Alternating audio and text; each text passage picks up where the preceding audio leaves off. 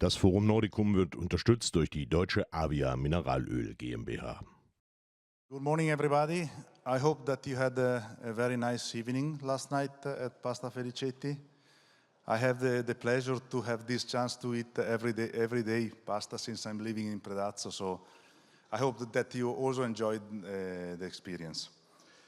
It's a great pleasure also this year to join all the media colleagues. I prepared a short presentation. I will go through some points and I will be glad to answer all your questions later after the presentation. And I will try to stay as long as I can.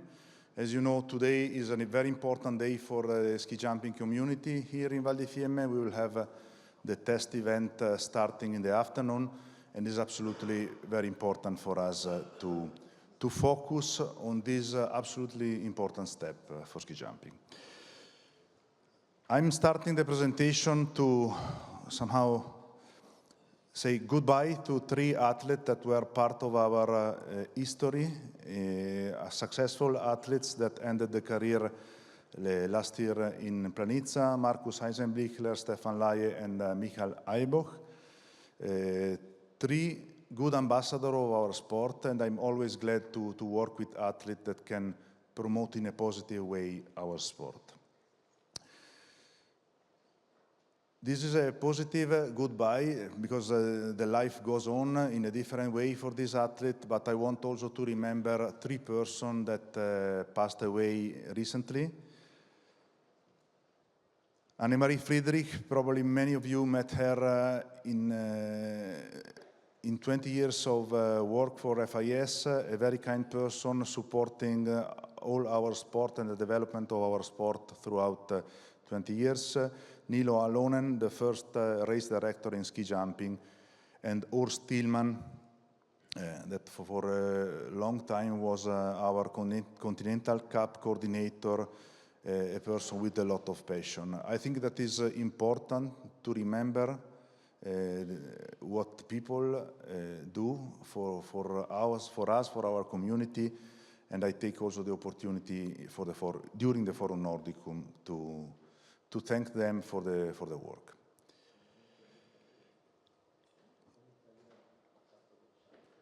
As I mentioned, I will go through some points as overview. The main point that I want to touch today are the equipment news. I think that is for sure an important topic that I need to share with you. I tell you, I will not talk about Trondheim. I spent too much energy in the last 6 months to fix Trondheim, and I kindly ask you and all of us to focus from now on, because it's really important that we try to, I will show you and I will tell you how we reacted, how we are going on, but I think that now is absolutely the time to close Trondheim and to look for the future. We will talk a little bit about the new format that we tested in the summer season, the high 5 format, and I will be glad to get also feedback from your side. It's an ongoing process on this format, and I think it's important that you can also provide feedback to us. We will talk about women's ski flying. We have important news for the upcoming season, and of course the Olympic Game Milano Cortina will be an important topic.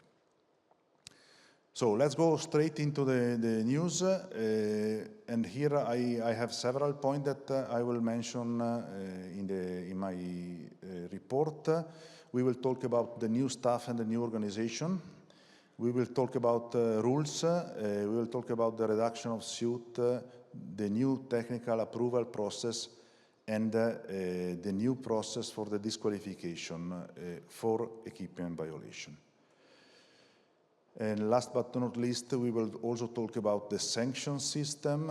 Sanction system will be approved next week in Zurich, but I will come back later. So let's go immediately to the new FIS staff. At the end of the season, we had the resignation from Christian Catol, the former equipment controller, for family reason, important family reason, and we had immediately to react. It was a deep process. We immediately understood that we had to reinforce our equipment controller staff. And the first action was to hire an equipment specialist. So the first action was to include in the FIS staff Matthias Hafele. Matthias is a former ski jumper, long experience in equipment. I would like to say, one of the top 3 service staff member in the community. He was already thinking a couple of times to join us in the past, so he's also in line with our regulation with the TD license. And we immediately started to work with him to improve our system, and I will tell you something later. This function has the clear goal to support and to close the gap that we realized we have with the teams. We have in the teams people working day and night to go close to the border. Sometimes we saw also beyond the border. And the main task for Matthias is to close this gap. And I'm really glad that throughout the summer we are reaching this goal already now. The second person that we include in our staff is Jürgen Winkler. Jürgen has a complete other experience than Matthias. He is mainly a person that is leading all the planning, all the coordination of our equipment controller.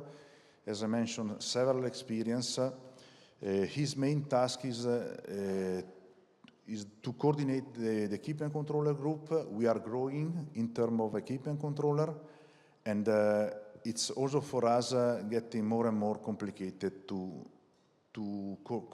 coordinate everything. But throughout the summer, we did a lot of hours and a lot of quality work to align all the controller, and we are currently extremely happy about the current situation. After the FIS staff, the next point was the upgrade or the improvement of the rules. I got every time comments from people in our community. We have too complicated rules, too many rules, we need to control, but we have too many rules. So the first step was to simplify the rules. And we have now one document that is collecting all the points. We simplified the measuring procedure, including new tools for measurement, and we are working, but this takes a little bit of time, to reduce the human factor in the controls. We are getting closer and closer, but here we need also some investment and some ideas. And for me, it was really important to let the new people work throughout the summer, bring their own ideas, and we will somehow summarize the process at the end of the summer. What we did, and this was absolutely an important step for all the teams, Matthias was visiting personally almost all the teams. He was sharing days and hours with the service guy of each ski association. And the clear message from our side is we want to be open, we want to work with the teams, we will provide to you the information, because we cannot have, again, a situation like we had in Trondheim. This service was really appreciated from the team, was an important investment from FIS in terms of hours and also, of course, traveling. But this leads us into a much better situation now. Oops. Then I come to the point of the suit. We are, after the big reduction of last year, we started with athletes 2 seasons ago with athletes with 50 suits per season. Last season we went down to 12, and now we have a system that is able to reduce even more the number of suits. 9 will be the maximum number of suits for the athletes at the World Cup level. for the entire summer and winter season. So it's also an important step in the direction of the sustainability, but it's also for us a saving of time. Now we have a process, and I will come back later in the next slides, that is quite longer, but we are confident that reducing the number of suits will help us to keep a better control. So then we go into the disqualification about equipment violation. After the case of Trondheim, we want to be extremely tough against the equipment violation. So in case of a DSQ, so disqualification or a violation for equipment, the athlete will be out of the result list. This means that if the athlete is disqualified in the qualification, of course he will be out of the competition. If he will be disqualified in the first round, he will be out of the final. But the main point is that if an athlete will be disqualified in the final round, he will be also completely out of the result list, so his result will not count. This is a clear message that we want to send to the athletes. There will be no tolerance anymore. And I move to the next point. We are increasing the sanction, and we defined 3 main levels of sanction. The highest level is the manipulation of the body measurement, the manipulation of the suit after the technical approval, and the manipulation of the chips. This will be the highest level of sanction. This will refer to the Ethics Commission, and this will lead into a suspension that can last for a long time. Because if you are trying to cheat by the body measurement, you are really not respecting all the other of the athletes of the field, and we want to protect the honest athlete.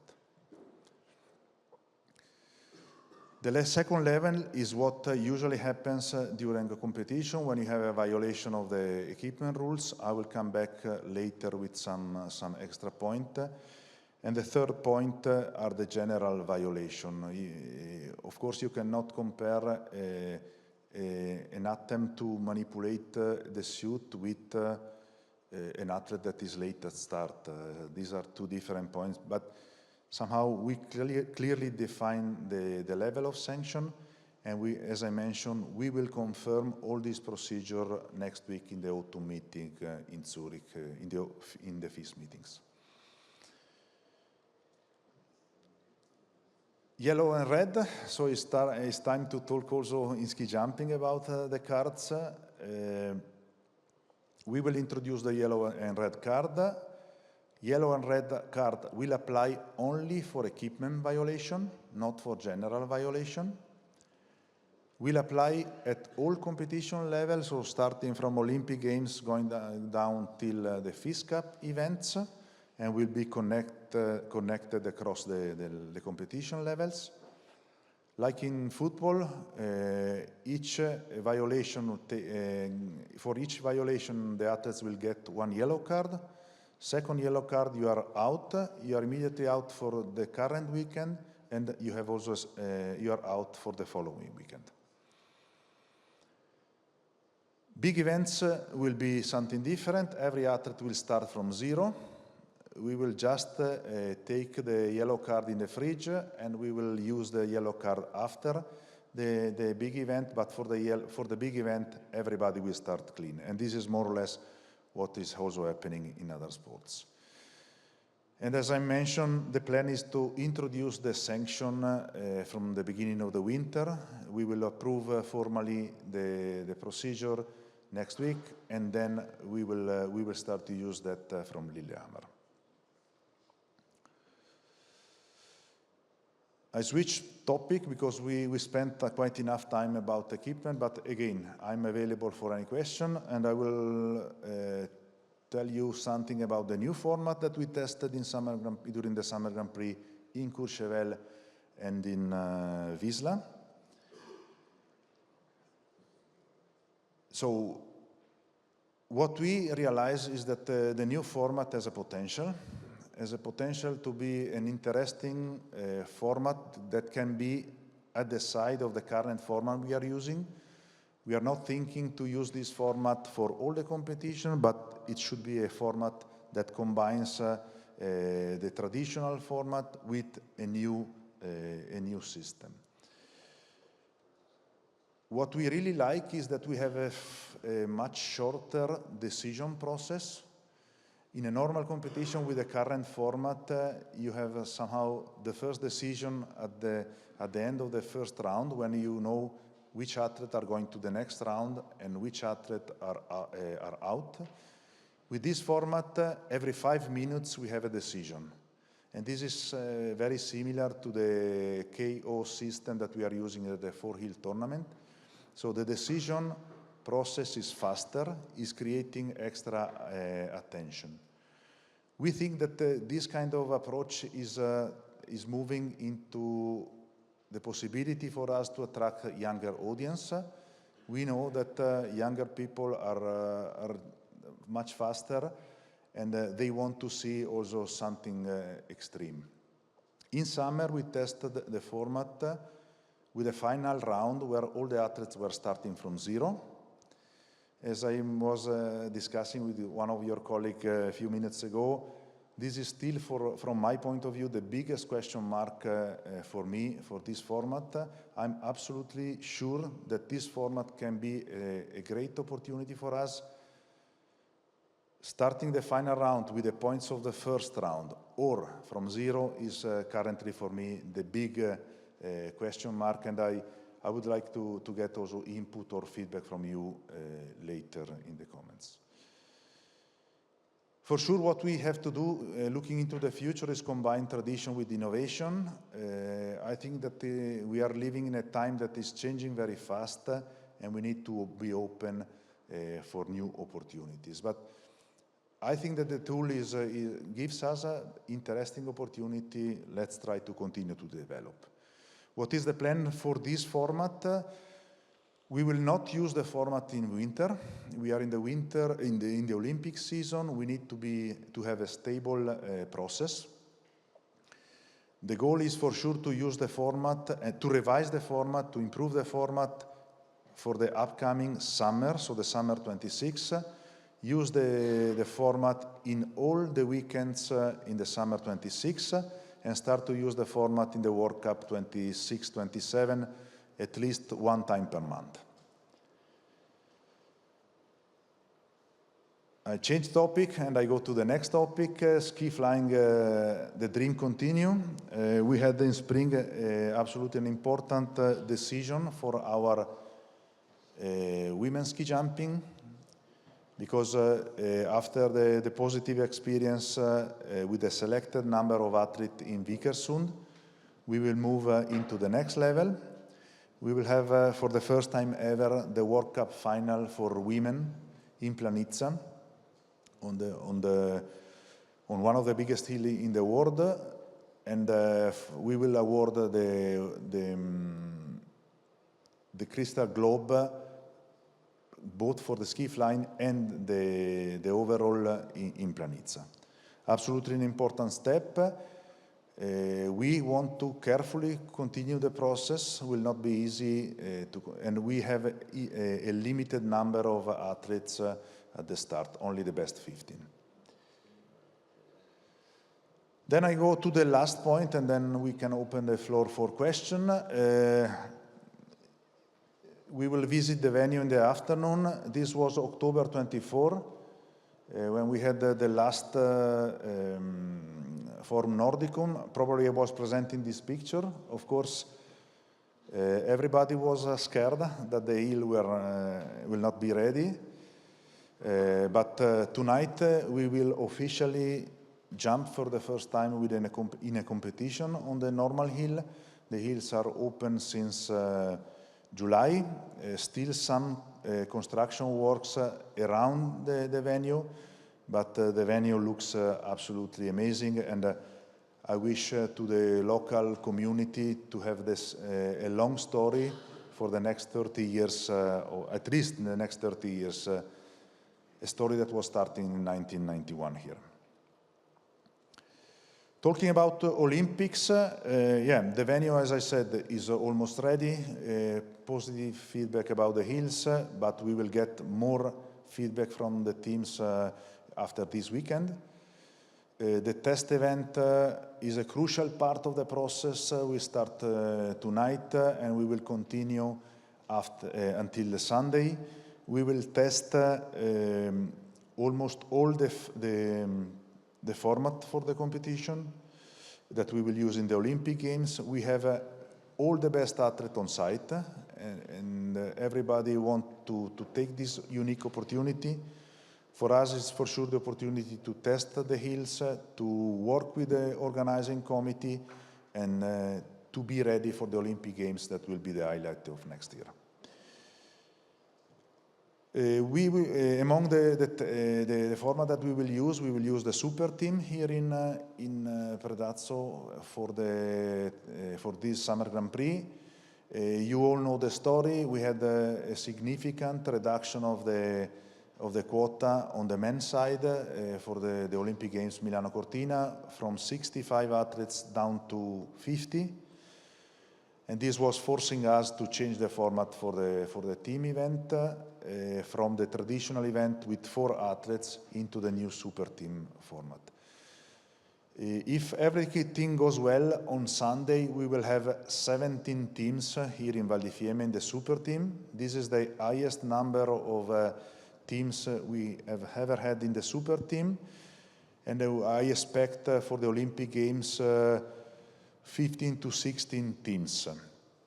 And this will help us to use the team event as a broader tool. More nations are competing, more opportunity we have to be interesting worldwide. And Milano Cortina will be the first Olympic Games after Torino 2006 in Europe. So we are sure that we can profit out of this opportunity in terms of interest for our sport. Now it's time for question. Oops, I have immediately the super expert. Am I right that the red card means out of current weekend also, not only following weekend? Yeah, so we have 2 different scenarios. If the second yellow card is on Sunday, we have only the following weekend that you are out.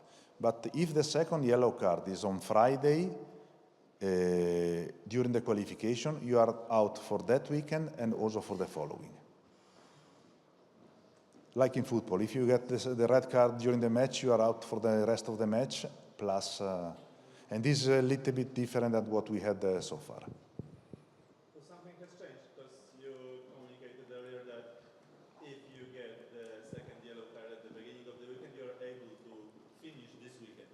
Yeah, this is something that the process for the procedure was quite long. We are discussing the procedure since 2 months. A lot of impacts and a lot of review, and this is the last version. Okay, you said, wow, better. You said a few things about the new format, about high five, and my question is, do we need a new format? Because we already have a new one, super team competition, and there wasn't a single super team competition before Olympics until Zakopane came up to replace team competition to super team competition. So why do we need a new format if we are not using good formats in our calendar? It's not the calendar is a puzzle. It's not always easy to finalize a calendar, especially now with the joint event, men and women, will be even more complicated. I personally believe that we need a new format, and I can easily explain to all of you why. With the current format, we have all the best athletes at the end of the first round, and sometimes we have to wait more than 30 athletes to see long jumps. And this can make our first round not so attractive. The same things happen in the final round. Usually, the audience is waiting for the last 15 athletes. When you will clearly see the winner. The advantage in the new format is that we have we have a group format, and in every group we have one of the top 10 athletes. This means that every 5 minutes we have a very interesting and long jump, and this helps to keep the tension high. And the decision to go into the direction to have everybody starting from zero in the final round is also to create a tension since the first jump. Because in the final round with 0 point, you can be the winner. And this was something that we realized both in Courchevel and you can create more extreme entertainment for our audience. We need to keep the fairness, and this is the reason why I'm thinking if we have to keep the points of the first jump. But I think that we are living in a world that want to see more and more extreme things, and I think that we need to be open to use some format that can help us in this direction. So one more question about the women's final. What is your imagination about this day? I mean, it will be Saturday, as I heard. Yes. After men's competition, through the big Planica party inside the team area, there will be a women's final.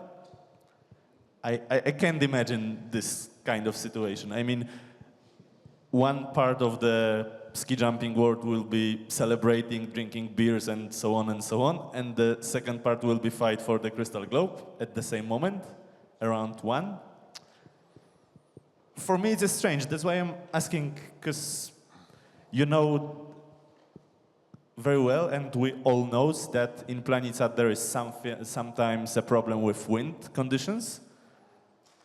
And what is your imagination about this day? When women will start the final of the World Cup? What time, for example? We decided to jump in the afternoon, on Saturday afternoon. We have the biggest audience in Planica on Saturday, and we want to offer the great platform for this event. Of course, we are aware that there will be celebration. We all want to celebrate the end of the season. On the other hand, it's a great opportunity for us to be in Planica, and of course we will pay extreme attention to the condition. This is what we discussed with Tommy and Thomas are here. We discussed intensively 1 month ago when we were in the inspection for Planica. So I don't see honestly a big problem. We can still postpone in the afternoon if needed, and we will not take any risk. On this point, I'm absolutely clear. We will not take any risk for the competition. Good. I have a question regarding the communication of equipment violation. You clearly improved the disqualification graphics in TV and also on the result lists. But do you also plan to implement something for cases when someone is not going through the chipping of the suit and stuff like that? Because obviously a huge number of athletes were in Courchevel, but they didn't make it to the start list. So I was wondering if you want to also improve on that. Yeah, this I was forgetting. I didn't mention the technical approval. We have now a new process for the suit. Athletes have to come with a suit that they want to chip before the event. The process lasts more or less 15 minutes per athlete. So this is a serious check. We are checking several parameters. We improved also the safety technology for our chips. So we are in a position now with the technical approval to have a much better control of the suit before. Concerning the communication, yes, we had this, let's say, on one side strange, but on the other side also normal situation in Courchevel. When you change the process in a significant way, you can expect that not all teams are ready for that. We realized that we had especially 2 teams in Courchevel completely not ready for the event. And we had to take 10 athletes out of the 10 men athletes out of the start list in the first competition, and 5 women. At that time, we realized that we need to communicate in a transparent way the number of the name of and the number of athletes that are out, and we did that in Courchevel.